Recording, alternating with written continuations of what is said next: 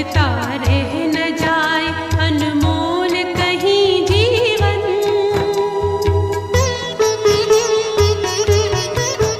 उलझन में उलझता रह न जाए अनमोल कहीं जीवन। आखिर में मिले तुझको न कहीं खाली अपना दामन।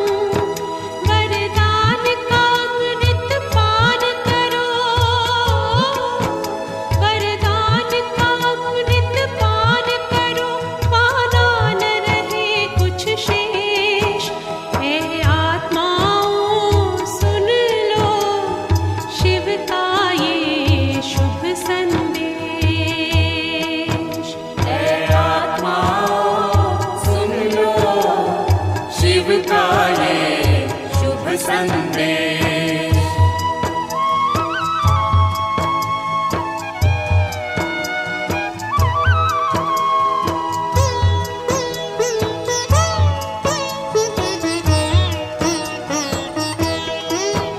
मिटने वाली इस दुनिया से है दिल लगाना क्या।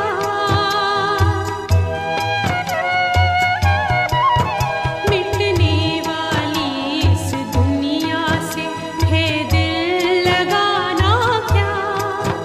आँखों में बसा फिर से है जो वो स्वर्ग सुहाना था। पावन बनो योगी बनो, पावन बनो योगी बनो, गूंजे मधुर संदेश। हे आत्माओं सुन लो शिव का ये शुभ संदेश। हे आत्माओं सुन लो शिव का ये शुभ संदेश। ये वेश बदल परिवेश बदल, ये वेश बदल परिवेश बदल, चलना अपने देश। हे 17 मई 2022 प्यारे बाप दादा के मधुर महावाक्य। मीठे बच्चे, आधा कल्प तुमने जिस्मानी यात्राएं की, अब रूहानी यात्रा करो। घर बैठे बाप की याद में रहना, यह है वंडरफुल यात्रा। प्रश्न, बाप को बच्चों की किस एक बात पर बहुत वंडर लगता है? उत्तर, जिस जागीर के लिए बच्चों ने आधा कल्प धक्का खाया, पुकारते रहे, वह जागीर देने वाला जब आया है, तब उनका बनकर भी फारकती दे देते हैं, तो बाप को वंडर लगता है। बच्चे चलते चलते ऊंच चढ़ने के बजाय बिल्कुल नीचे गिर पड़ते हैं। यह भी कैसा वंडर है। दूसरा प्रश्न, किन बच्चों को बाप द्वारा बहुत अच्छी दक्षिणा मिलती है? उत्तर, जो बाप के रचे हुए रुद्र यज्ञ की अच्छी संभाल करते हैं और सदा श्रीमत पर चलते हैं, उन्हें बाप द्वारा बहुत अच्छी दक्षिणा मिलती है। गीत हमारे तीर्थ न्यारे हैं। ओम शांति। रूहानी यात्रियों ने यह गीत सुना, तुम बच्चे हो रूहानी यात्री। वह जो यात्रा पर जाते हैं, उनको कहा जाता है जिस्मानी यात्री। वह जिस्मानी यात्रा भी आधा कल्प चलती है। जन्म बाई जन्म तुम यात्राएं करते रहे हो। वह जिस्मानी यात्राएं करके फिर भी लौटकर घर में आ जाते हैं। तुम्हारी यह है रूहानी यात्रा। वह होते हैं जिस्मानी पंडे, तुम हो रूहानी पंडे। तुम पंडों का उस्ताद कौन है? निराकार परमपिता परमात्मा। उनको कहा जाता है पांडव सेना का आदि पिता। तुम जानते हो हम देह अभिमानी थे, अभी बाप आकर देही अभिमानी बनाती है, आत्माओं को वापस घर ले जाने के लिए। अब तुम रूहानी यात्रा पर हो। इसमें कर्मेंद्रियों की बात नहीं रहती। यात्रा पर हमेशा पवित्र रहते हैं, फिर लौट कर आते हैं तो विकारी बन जाते हैं। यात्रा पर जाना भी गृहस्थियों को है। निवृत्ति मार्ग वास्तव में गृहस्थ धर्म से न्यारा है। यात्रा पर ले जाने वाले हमेशा ब्राह्मण होते हैं।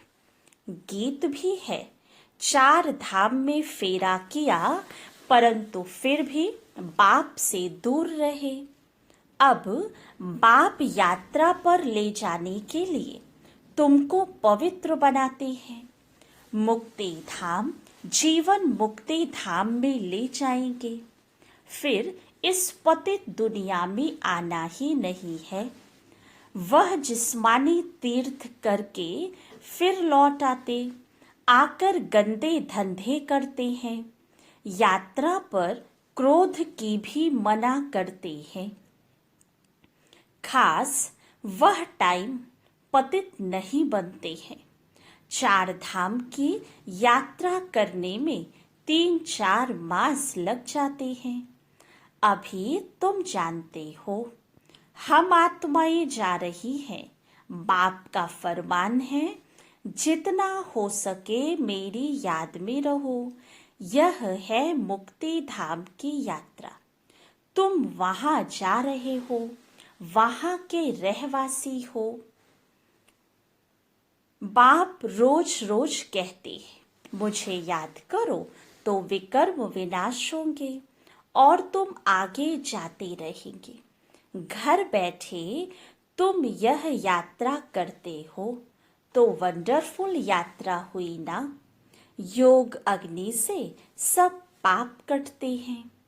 आधा कल्प तुमने जिस्मानी यात्रा की है।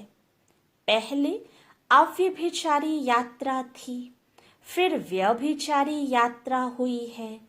पूजा भी पहले एक शिव की करते हो, फिर ब्रह्मा विष्णु शंकर की, फिर लक्ष्मी नारायण आदि की। अभी तो देखो कुत्ते बिल्ली ठिक्कर भित्तर आदि सबको पूजते रहते हैं। बाप समझाते हैं बच्चे यह सब है गुड़ियों का खेल। शिव बाबा के और देवी देवताओं के ऑक्यूपेशन को जानते नहीं हैं। गुड़ियों का ऑक्यूपेशन नहीं होता है। शिव बाबा के ऑक्यूपेशन को ना जानना वह जैसे पत्थर पूजा हो गई। फिर भी कुछ न कुछ मनोकामना पूरी होती है। सतयुग में जिस्मानी यात्रा होती नहीं, वहां मंदिर आदि कहाँ से आए। यह तो है भ्रष्टाचारी दुनिया। अपने को पतित समझते हैं, तब तो पावन होने लिए गंगा स्नान करते हैं। कुंभ के मेले का भी राज समझाया है। यह है सच्चा सच्चा संगम। गाया भी जाता है आत्मा परमात्मा अलग रहे बहुकाल। सुंदर मेला कर दिया जब सतगुरु मिला दलाल। सतगुरु पतित पावन दलाल के रूप में आकर मिलते हैं। उनको अपना शरीर तो है नहीं। इस दलाल द्वारा तुम आत्माओं की अपने साथ सगाई कराते हैं अथवा बच्चों को अपना परिचय देते हैं। बच्चे मैं आया हूँ तुमको शांति धाम की यात्रा पर ले जाने, पावन दुनिया में ले जाने। बच्चे जानते हैं भारत पावन था। एक ही आदि सनातन देवी देवता धर्म था, आर्य धर्म नहीं था। आर्य और अनार्य, अगर देवताओं को आर्य कहें तो आर्य धर्म में राज्य कौन करते थे? आर्य कहा जाता है पढ़े हुए को। इस समय सब अनार्य अनपढ़ ही हैं, बाप दादा को जानते ही नहीं। ऊंचते ऊंच है ही शिव बाबा, फिर ब्रह्मा विष्णु शंकर, फिर प्रजापिता ब्रह्मा, तो जगत अम्बा भी प्रजा माता ठहरी। इन द्वारा ब्राह्मणों की रचना होती है। यह है एडॉप्टेड चिल्ड्रन। कौन एडॉप्ट करते हैं? परम पिता परमात्मा। तुम जानते हो हम उनकी संतान हैं, परंतु बाप को भूल ऑर्फन बन पड़े हैं। गॉड फादर का कोई भी ऑक्यूपेशन नहीं जानते। बाप आकर फिर ऐसे को पावन बनाते हैं। बाप ही तुम बच्चों को पवित्रता की शिक्षा देते हैं। अब जहाँ जाना है उसको याद करना है। माया घड़ी घड़ी भुला देती है। युद्ध का मैदान है ना, तुम बाप के बनते हो, माया फिर अपना बनाती है। प्रभु और माया का नाटक है। बाबा का बनकर फिर आश्चर्यवत सुनंती कथनती भागंती हो जाते हैं। माया भी बड़ी पहलवान है। यह बुद्धि योग बल की युद्ध बाप के सिवाय कोई सिखला न सके। सर्वशक्तिमान बाप से योग लगाने से ही ताकत मिलती है। तुम जानते हो अब पवित्र बन फिर वापस घर जाना है। यहाँ पार्ट बजाने के लिए यह शरीर लिया है। हमने 84 जन्म पूरे किए हैं। यह है पिछाड़ी का छोटा सा महान कल्याणकारी युग। तुम सब ज्ञान गंगाएं ज्ञान सागर से निकली हो। बाप कहते हैं बाप को याद करते रहो तो तुम्हारी आयु भी बढ़ेगी और भविष्य 21 जन्मों के लिए भी तुम अमर बनेंगे। अकाली मृत्यु कभी नहीं होगा। समय पर आपे ही एक शरीर छोड़ दूसरा लेते हो। चलते फिरते बाप की याद में रहना है। इस याद से तुम सृष्टि को पवित्र बनाते हो। बाप आए ही है पावन बनाने। सैपलिंग भी उनका लगेगा जो देवता थे, अब शूद्र बने हैं और धर्मों में भी कन्वर्ट हो गए हैं। वह सब निकलते आएंगे। सबके अपने अपने सेक्शन हैं। यहाँ भी सबकी अपनी रस्म है। यह आदि सनातन देवी देवता धर्म का सैपलिंग लग रहा है। जो पहले ब्राह्मण बने थे वही आएंगे। ब्राह्मण बनने बगैर देवता बन नहीं सकते। ब्रह्मा का ना बने तो शिव बाबा से वर्षा पा नहीं सकते। जो देवता धर्म के हैं वह ब्राह्मण धर्म में जरूर आएंगे। अभी तुम कांटे से फूल बने हो, कोई को दुख नहीं देते। सबसे बड़ा दुश्मन है रावण। 5 विकारों रूपी दुश्मन गुप्त है। आधा कल्प से सबको लड़ाए गिराए पतित बना दिया है। अभी बाप ने यज्ञ रचा है। बेहद के बाप ने रुद्र ज्ञान यज्ञ रचा है, जिसमें सब स्वाहा करना है। जिस घोड़े पर आत्मा विराजमान है, नाम ही है राजस्व। राजाई के लिए रुद्र ज्ञान यज्ञ। कितना बड़ा यज्ञ रचा है स्वर्ग की स्थापना के लिए। जानते हो, अब यह दुनिया ट्रांसफर होनी है। दिल में नशा रहता है। बाबा ने यज्ञ रचा है, इनको अच्छी रीति संभालना है। जो श्रीमत पर चलेंगे उनको बहुत अच्छी दक्षिणा मिलेगी। यज्ञ की अच्छी संभाल करते हो तो तुम विश्व के मालिक बनते हो। जिस जागीर के लिए तुमने आधा कल्प धक्का खाया है, बाप आते हैं देने, तो ऐसे बाप को फिर फारकती दे देते। बाप वंडर खाते हैं। सजनिया गाती थी, आप पर बलिहार जाऊं। अब आया हूं तो तुम मेरे बनकर फिर फारकती दे देते। वह फिर ऊंच चढ़ने के बदले नीचे गिर पड़ते। चढ़े तो चाखे वैकुंठ रस। फर्क तो है ना, कहाँ प्राइम मिनिस्टर आदि और कहाँ गरीब भील लोग। तो अब पुरुषार्थ कर बाप से राजाई लेनी चाहिए। यह है रुद्र ज्ञान यज्ञ। इसमें नाम कृष्ण का डाल दिया है। भक्ति मार्ग के लिए यह सब चीजें शास्त्र आदि बने हुए हैं। भगवान तो एक ही है, जिनको पतित पावन कहा जाता है। शांति धाम और सुख धाम में कोई भी पुकारते नहीं। तो बच्चों को पूरा नशा चढ़ना चाहिए। यह है रुद्र ज्ञान यज्ञ। इनके बाद कोई यज्ञ नहीं रचा जाता। वह जिस्मानी यज्ञ रचते हैं आफतों को मिटाने के लिए। बाप कितनी बड़ी आधा कल्प के लिए आफतें मिटाते हैं, यह कोई साधु संत नहीं जानते। मुख्य गीता माता जो भगवान ने गाई, उसमें नाम कृष्ण का डाल दिया है। तो अब मनुष्यों को सावधान करना है, क्योंकि उन्हों का बुद्धि योग कृष्ण से जुट गया है।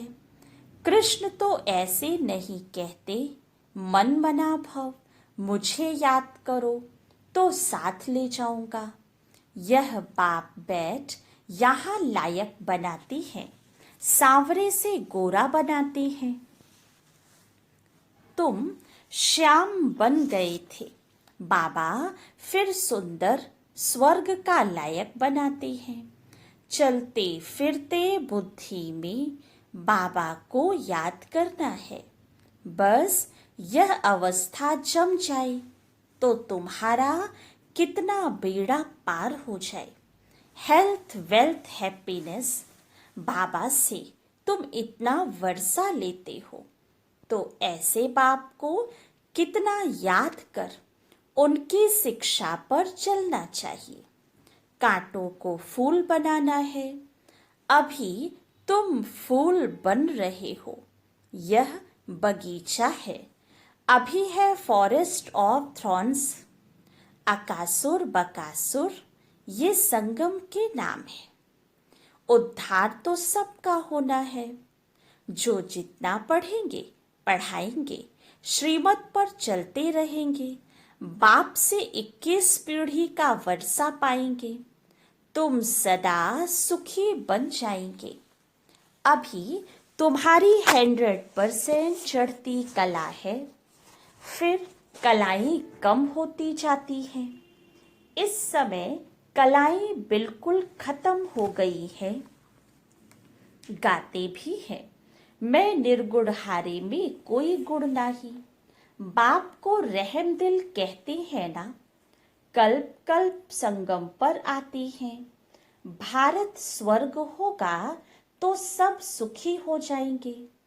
अभी बच्चों को श्रीमत पर चलना है, आसुरी मत पर नहीं।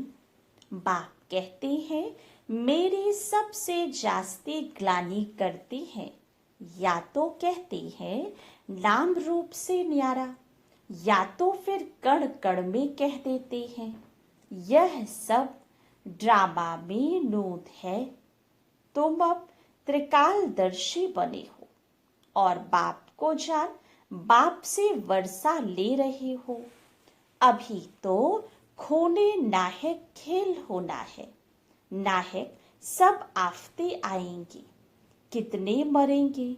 भक्ति मार्ग में तो कितने देवियों के चित्र बनाते हैं, खर्चा करते हैं, देवियां बनाकर पूजा कर फिर डुबो देते हैं।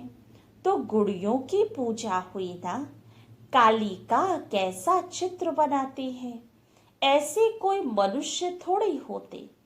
तुम यहाँ बैठे हो तो यात्रा पर हो, ट्रेन पर बैठे भी रूहानी यात्रा पर हो।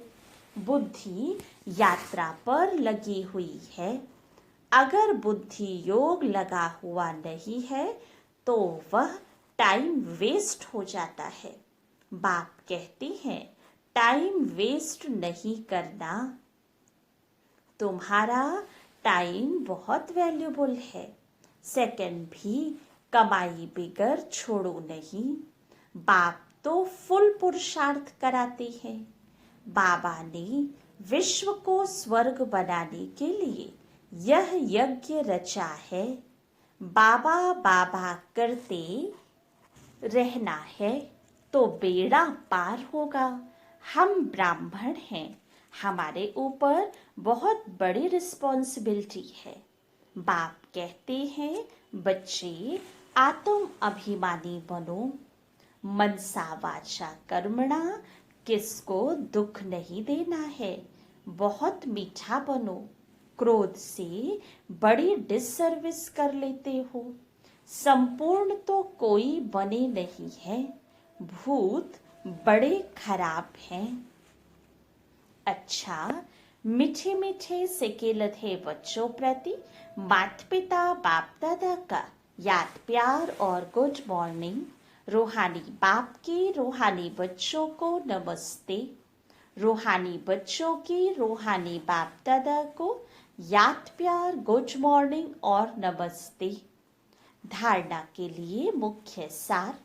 फर्स्ट पॉइंट, ये टाइम बहुत वैल्यूबल है, इसलिए 1 सेकंड भी इसे कमाई बगैर नहीं छोड़ना है। आत्म अभिमानी रहने का पूरा पुरुषार्थ करना है।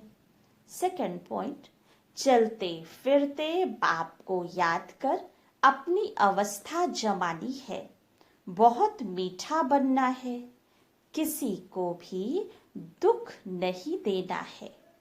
वरदान, यथार्थ विधि द्वारा व्यर्थ को समाप्त कर नंबर 1 लेने वाले परमात्म सिद्धि स्वरूप भव। जैसे रोशनी से अंधकार स्वतः खत्म हो जाता है, ऐसे समय संकल्प श्वास को सफल करने से व्यर्थ स्वतः समाप्त हो जाता है। क्योंकि सफल करने का अर्थ है श्रेष्ठ तरफ लगाना। तो श्रेष्ठ तरफ लगाने वाले व्यर्थ पर विन कर नंबर 1 ले लेते हैं। उन्हें व्यर्थ को स्टॉप करने की सिद्धि प्राप्त हो जाती है। यही परमात्म सिद्धि है। वह रिद्धि सिद्धि वाले अल्पकाल का चमत्कार दिखाते हैं और आप यथार्थ विधि द्वारा परमात्म सिद्धि को प्राप्त करते हो। स्लोगन, अपकारी पर भी उपकार करने वाला ही ज्ञानी तू आत्मा है। अच्छा, ओम शांति।